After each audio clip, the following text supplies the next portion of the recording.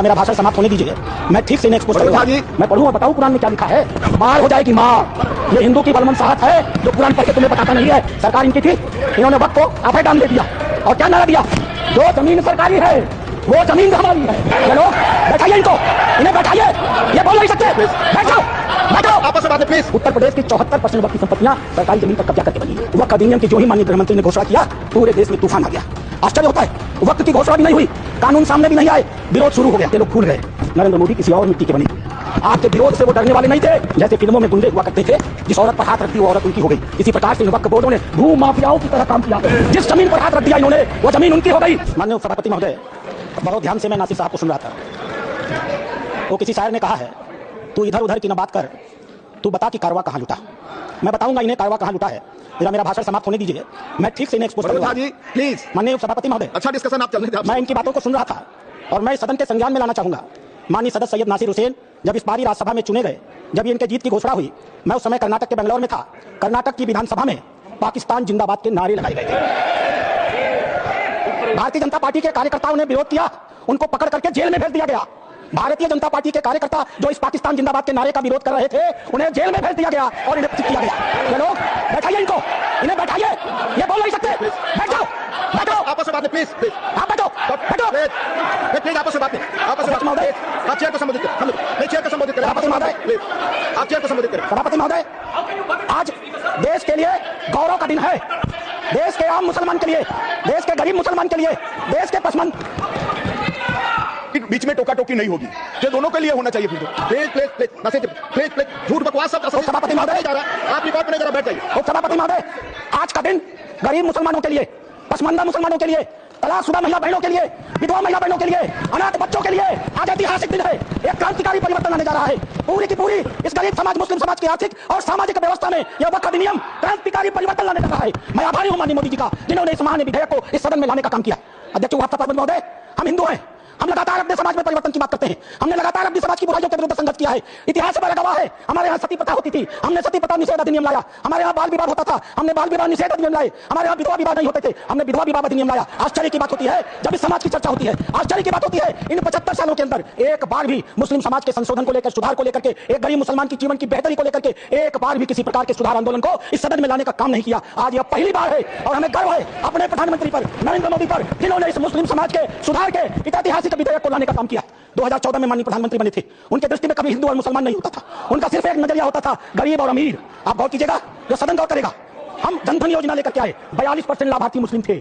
हम प्रधानमंत्री आवास योजना लेकर के आए, 31% लाभार्थी मुस्लिम थे। हम उज्ज्वला योजना लेकर के आए, 37% लाभार्थी मुस्लिम थे। हम मुद्रा योजना लेकर के आए, 36% लाभार्थी मुस्लिम थे। हम स्किल इंडिया लेकर के आए, 22.7% लाभार्थी मुस्लिम थे। हमने प्रधानमंत्री एम्प्लॉयमेंट गारंटी प्रोग्राम चलाया। अध्यक्ष महोदय, 70% अधिक मुसलमानों ने उस योजना का इस देश में लाभ लिया। मेरे पार्टी की बैठक है, मुझे बताना नहीं चाहिए, लेकिन मैं कहूंगा, माननीय प्रधानमंत्री इसी बाल योगी सभागार में हम सारे सांसदों की बैठक ले रहे थे। उन्होंने क्या कहा हमसे? उन्होंने कहा, लोग कहते हैं कि मुसलमान भाजपा को वोट नहीं देते, आपको याद होगा मित्रों। उन्होंने कहा नहीं, ये गलत है, देते हैं। और अगर मान लिया जाए कि नहीं देते हैं तो इसका मतलब क्या है? क्या वो देश के नागरिक नहीं है? क्या उनके काम नहीं होने चाहिए?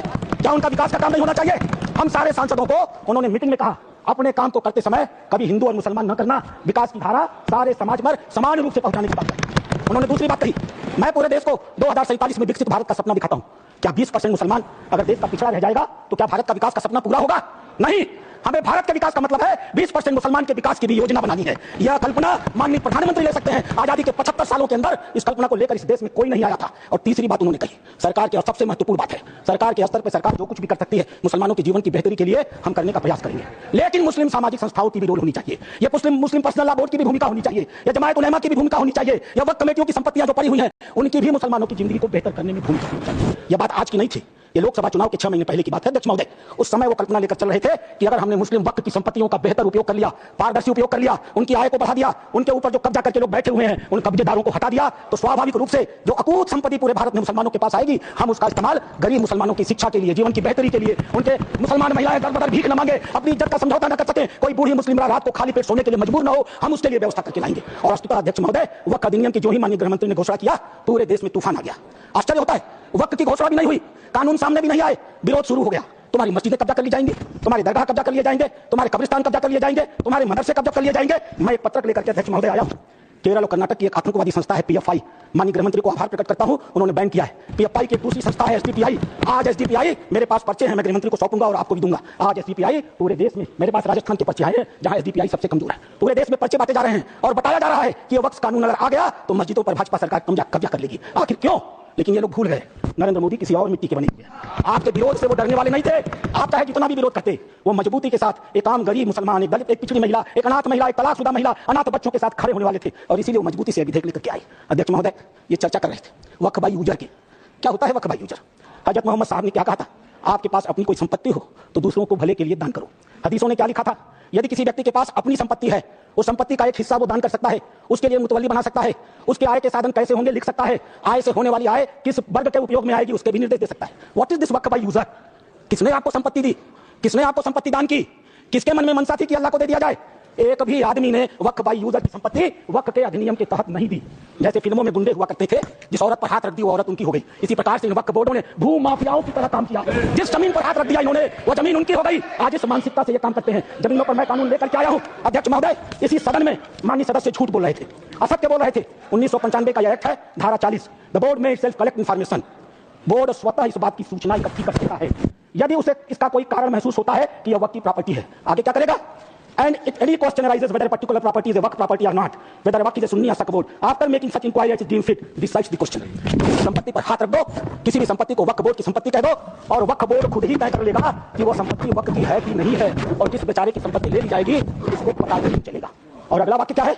The decision of the board on the question under section 1 shall, unless revoked by tribunal, shall be final. Tribunal ने अगर उस निर्णय को बदला नहीं तो वह डिसीजन फाइनल होगा। और उसी एक्ट का दूसरा हिस्सा है अध्यक्ष महोदय, No appeal shall lie against any decision or order, whether interim or otherwise, given or made by tribunal. Tribunal के द्वारा कोई भी आदेश जो दिया गया होगा उसके खिलाफ किसी प्रकार की अपील नहीं होगी। एक अपार्टमेंट में कोई परिवार चला जाए, किराए पर मकान ले ले, और ऐसी घटना हुई है अपार्टमेंट में, किराए पर मकान ले ले, अपने 4 मित्रों को बुला ले और नमाज पढ़ ले। 5वें दिन वो कह देगा हमने इस स्थान पर नमाज पढ़ी है, यह वक्फ बाय यूजर है, अब इसे वक्फ घोषित कर दो, और घोषित हो गई। अध्यक्ष महोदय, आपके पास एक बड़ी जमीन है, खाली पड़ी है, बगल में कुछ मुस्लिम परिवार रहते हैं, उन्हें नमाज पढ़ने के लिए कहीं जाना होता है, वो उस जमीन पर नमाज पढ़ ले, आप हिंदू हैं, आप मना नहीं करते। 5 दिन 7 दिन नमाज पढ़ने के बाद वो लिख के दे देंगे कि हम लोग इस जमीन पर नमाज पढ़ते थे, अब यह वक्फ बाय यूजर हो गई, अब इस जमीन पर किसी का कोई अधिकार नहीं रहेगा।